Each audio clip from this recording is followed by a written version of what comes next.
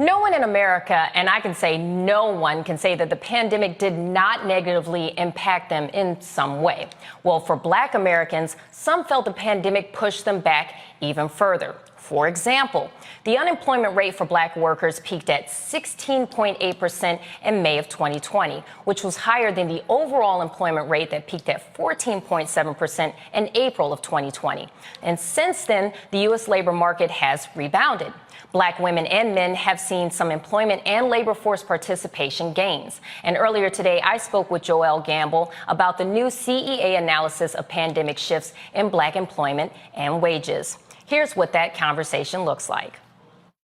As you know, there's a lot of news coming out today, and specifically when it comes to employment and wages. So I just wanted to jump right on in and ask you, what does the new CEO analysis conclude about the pandemic shifts in Black employment and wages? Yes. So every month we get new jobs numbers, and the media often reports on the top line job number, right? So in July, we added over 500,000 jobs to the U.S. economy. But what's important from the analysis done by the President's Council of Economic Advisors is that actually Black workers are doing particularly well in this recovery. So Black employment and Black labor force participation have risen faster in this labor market recovery than they have in the past three recoveries. And I actually have some stats that I want to ask you about. Some of the stats I found stated that Black women and men have seen larger rises in employment and labor force participation since the recession's end than the overall average. This also includes their labor market recovery that's occurring at a faster pace than it did during the previous three business cycles, which would be in 1990, 2001, and also 2007. So I wanted to ask you, what do you feel or think contributes to this? Yeah, so that's not a normal phenomenon, right? Frankly, in a lot of economic recoveries, Black workers are often the last to fully benefit. And I think that part of what is important about this story is that we have built, through a strong federal policy response, a labor market recovery that's truly benefiting Black people. The American Rescue Plan was really important to keeping folks' incomes, relatively high, which allowed them to spend money, and spending money in this economy means creating jobs. Not only that, we are really focused on empowering workers and making sure that they have choice in this labor market. So Black workers are not just getting jobs faster, they're also switching into jobs that are higher paying. And that's a very good point that you make there. Some of the analysis, the CEA's analysis, shows that recent wage growth for Black workers is stronger than that of the workforce as a whole, and it's slightly outpacing inflation. So can you explain why this may be the case? Yes, so I think it is really a part of the overall, goal that this administration has to build a labor market recovery that centers workers. And when you build a labor market recovery that centers workers and all workers, particularly Black workers who are not always the center of economic policy, they start to see more opportunities to take advantage of a labor market where employers are really looking to hire workers and get those jobs, frankly, and to switch out of occupations that don't pay as well and switch into occupations that pay better. And by being able to switch to a job that pays better than your last job, or get a job faster than you would have otherwise in a recovery, you are able to get faster wage growth. And so we're seeing that for a lot of Black workers, where they're seeing real wage growth. Like you said, that means wage growth that is outpacing inflation. So their paychecks are expanding faster than inflation. I love that. Who doesn't want to get paid more money? Everyone wants to make more money. Is there anything else you'd like to add? I just wanted to add that I think that this is important too in relative terms. So the Black-white unemployment gap is actually closing faster than in prior recoveries. So there's always been a gap between the white unemployment rate and the Black unemployment rate. Frankly, the Hispanic unemployment rate and the white unemployment rate too. But that gap is closing faster and has been closing really fast under President Biden. And so that's also important that, we're seeing an opportunity for a little bit of closing of that gap. There's still more work to do to close that gap completely, but there are signs of progress. Excellent. Excellent. Well, thank you so much for joining us and explaining that to us. So that's definitely a bonus. We're getting better jobs. We're getting better pay. I mean, this is, especially following a pandemic, this is great news. So thank you so much for joining us. Thank you for having me. So let's bring in our panelists so we can hear their thoughts on this. Right now we have joining us Erica Savage, the founder of Reframe Brain. We also have Reese Colbert, the founder of Black Women Views. And we also have Terace Walker, the founder of Context Media. Thank you all for joining us. How are y'all doing today? Good. Thank you. Great. Excellent. One more day till Friday. But until we get to that conversation, we're going to have Erica start us off with what are your thoughts on what Joelle had just said a little bit earlier? Yeah, so glad to see you in the host seat again. You did great the other day. And that is a really good report to hear. And I love that she underscored this is as a result of the Biden-Harris administration. And she brought up the American Rescue Act. That was one of the first big pieces of legislation that administration brought in when they came into office, January 2021, if I'm not mistaken, that was signed into law in March of 2021. Reese with the receipts can definitely make sure that I'm correct on that. But we saw that put money into the pockets of Black families, and especially those with children as well, to include those that had more than one child. And so I think that this is important to see because we're in a space and age where there's instantaneous results.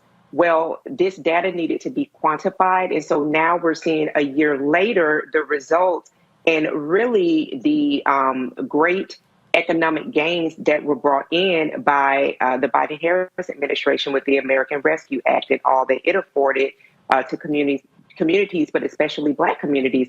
One thing I do want to highlight is that in this specific reading, I was glad to see that they did mention that Black Americans still do face challenges. And that is very much so specific to what we talked about on last week when we talked about Black Women Equity Payday. We had Dr. Avis Jones, the Weaver, on, and she walked through with us as having been a part of some of the most preeminent think tanks here in DC and a multi-hyphenated entrepreneur, that the data that she'd read and the reports that she'd written over a decade time span with respect to the state of the Black woman, that she'd not seen in all of her years of collecting and reading through that data, to see that Black Women's Equity Payday did not fall in August, but September 21st. So we're talking about a full 19 months to make what a white man would make in the year preceding. So I think that is something to really keep at top of mind, and to also know that Black Americans do, unfortunately, still do overrepresent in healthcare and in those service job industries. However, that American Rescue Act, that piece of legislation, did in fact help to close the gap, as Joelle mentioned in your previous conversation with her. So I think that those are really good things for people to keep top of mind when we're thinking about when people say that there's nothing that this administration is doing for the Black community. That is yet another strike to say that, yes, in fact, they are doing those things. Reese, what's your thoughts? Well, Erica laid out a whole lot of information, so thank you, sis, as always.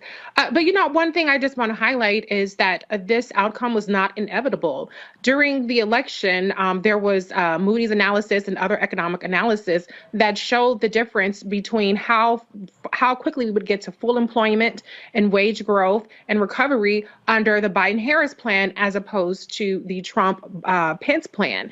And Biden-Harris have actually exceeded even those estimates, and we have returned to full employment years beforehand. And that is a result of the policies of this administration, and not just what's gone through Congress, but also through executive authority. The Treasury Department has its first ever Black Deputy Treasury Secretary, Adeyemo. And he, is part of driving that forward, as well as the Treasury Secretary. The Biden-Harris administration laid out a number of equity, platforms that they are pushing through every aspect of the administration. And so I just want people to understand that I get that some people think that, well, you're comparing pandemic numbers to post-pandemic, even though we're still in the pandemic numbers. But the reality is that good policy results in equity and advancement for our community. Very valid point. Terace?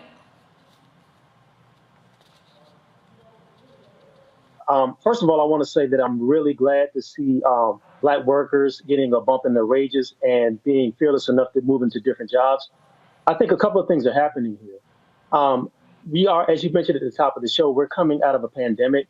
And I think because of that pandemic, a lot of Black workers realized that they didn't have to settle for anything or just have to take any job to make ends meet. True, there was a lot of struggle, there was a lot of issues, but I think having their backs against the wall made a lot of Black people realize that, you know what, I'm at a point in my life where these are totally new circumstances. And if I want to branch out of what I've been doing and I don't have to settle for anything, I can do that. And I think that's what happened. And I think that's why you're seeing in the data that there's been a lot of bumps in higher wages for in different industries and a lot of Black workers moving into higher industry. Another thing I think that is happening is that you're having a younger workforce move into play now because you're having people who are graduating from college and graduating from grad school moving into the workforce.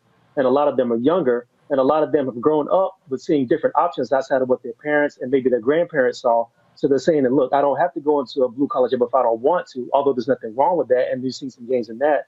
But there's other higher earning jobs that I can move into either in the tech industry or in, STEM or other fields. And I think that's what you're seeing as well. You're seeing a jump from one generation into another with a lot of tools given to them by technology that they're using to advance themselves a little bit better than previous generations. So I'm all for it. You know what I found very interesting? One of the things that I read stated that occupations with noticeable declines in Black workers' shares included transportation supervisors, clinical technicians, and child care workers. Would you like to give your thoughts on why that may be the case? Yeah, I think it really goes back to what Terace was just saying. I mean, those are positions that are normally low wage positions. And then, unfortunately, we do have to recognize that a lot of women were forced out of the workforce as a result of the pandemic. So, not that they're really gender roles with relationship to caring for women. We see that across the board. But by and large, we've traditionally seen that along the lines of women, particularly those that are leading households. So, and then you talked about the transportation piece. We're continually to move into places where, maybe some of the people that who are transportation workers are maybe picking up those positions without necessarily the pay. So I think those are a couple of the things that we're seeing with regard to what you mentioned. Reese, what are your thoughts? Yeah, I mean, those are basically frontline worker positions. And I think, as Erica pointed out, if you look at the gender, not roles, but the way that gender, women versus men are disproportionately in certain fields, a lot of Black women are forced to be caregivers. And so they had to take on those roles throughout the pandemic. Also, there's just a shortage of child health care workers. There's a shortage of teachers as well. I mean, in Maryland, in one county in Maryland, Montgomery County, there are over 100 teachers short. Going into the new school year throughout the country, they're experiencing this. And a lot of that is because of the way that this pandemic has burned people out. Erica talks about this all the time on her Reframe Brain podcast. There's a burnout. It's a thankless job. It's low wages. And as Terace pointed out, there are other options out there. It's a tight labor force. People can go into more remote work positions. They can go into positions that have more flexibility. And I think that Black people are taking advantage. Reese, thank you for bringing that up about teacher shortages, because we will be having a segment on our show tomorrow in regards to that very topic. So thank you for teasing that for us. Now, Terace, I have this question for you. Now, in 2019, Black workers on average were paid $24.83 an hour. That's gone up to $25.53 an hour, which is a 2.8% rise. Explain to the viewers why that's important. I think it's important for two reasons. The first is that there is, as we've been talking about, a shortage of workers. A lot of businesses are desperate to get people to come in and, but for lack of a better term, boots on the ground to actually do physical labor and do hard work. The other part of that is a lot of these corporations have been very stingy, and they've been very, for lack of a better term, just stingy about how they've been focusing on pay. And I think the fact that when you saw the pandemic get really bad, you saw fast food places started giving $16 an hour minimum and everything when they could have done that 10, 15 years ago. Sometimes it takes having an empty store to make you realize that, hey, maybe I need to pay people what they're worth. And I think that has branched out from fast food into other places like service and retail and hotel work. So I think what you're seeing is just the market, and you're seeing the economy start to adjust itself to the fact that if you want people to come to work, you have to pay them what they're worth. That's very true. Ladies, do you have any comments on that? Reese or Erica? Oh, yeah. I mean, I think everything, I co-sign everything Terace just said with result to that, pay people what they work. And I think that it's really, really sad that it took not only the pandemic, but then seeing that even as people, we had a vaccine that was available, boosters that were available, and people start going back outside, that there were just some businesses that people were not patronizing again. I mean, you could go down on 14th Street any day in DC and you would see the food trucks, and I mean, you would stand in line for your favorite food truck. Well, post pandemic and forward in the pandemic, as we are year 3 of the pandemic, we've seen that those people that had those food trucks really still continue to struggle because that foot traffic from people being in office coming out to the food trucks wasn't there. So, yeah, I think for folks that are in those service industry jobs that are doing the work that really helps for people who have short time and want to feed themselves or family or drive Ubers or things of that nature, make sure that those folks are taken care of. They're not getting tips. Minimum wage is not enough. And a lot of times these people are not only taking care of themselves, but multi-generational families. So absolutely pay people what they're worth for what they do, especially since CEOs came out as billionaires and trillionaires 2020 up until this present year. What I'm happy about is that we as a community are coming together and saying, no, we're not going to accept jobs that we don't feel comfortable with. We're not going to accept jobs that aren't paying us what we feel we are worth. So I'm glad that people started to realize that and are implementing that now, and they're understanding the importance of having work-life balance and being paid what you're worth. And so that's very, very important. Reese, do you have any thoughts?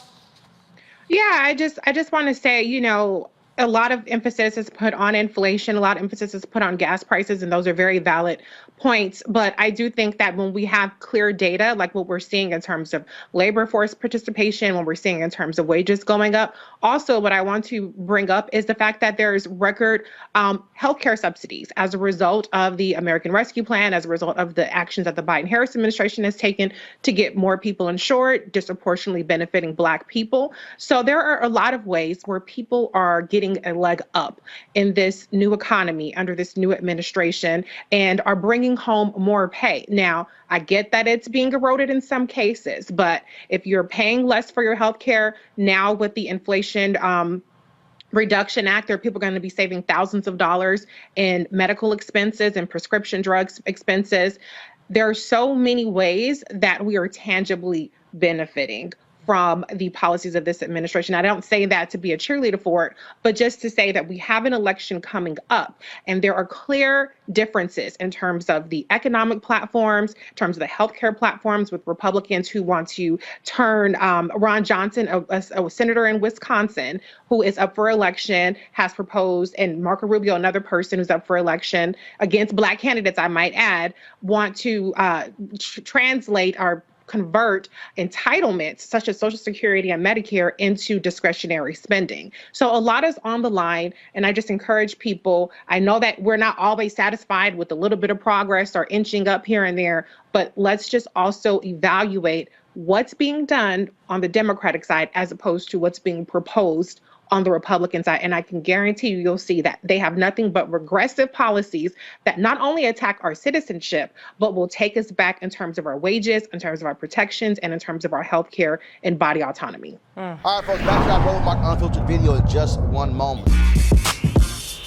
When we invest in ourselves, our glow, our vision, our vibe, we all shine. Together, we are Black beyond measure. Folks, Black Star Network is here. Oh, no punches! I'm real revolutionary right now. Support this man, Black media. He makes sure that our stories are told. Thank you for being the voice of Black America, Roland. Stay Black. I love y'all. All momentum we have now We have to keep this going. The video looks phenomenal. See, there's a difference between Black Star Network and Black-owned media and something like CNN. You can't be Black-owned media and be scared. It's time to be smart. Bring your eyeballs home. You dig?